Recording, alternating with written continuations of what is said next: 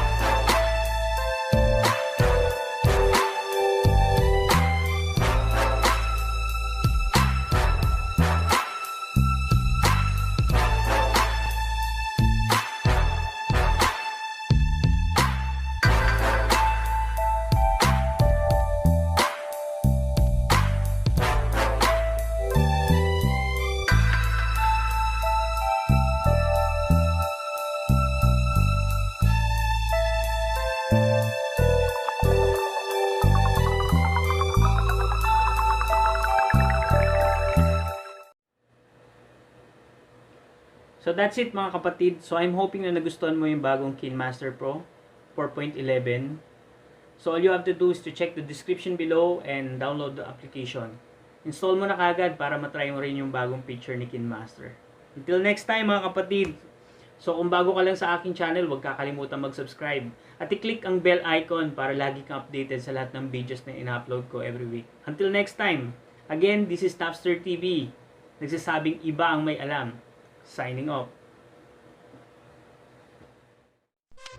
Please subscribe and click the notification bell for more updates.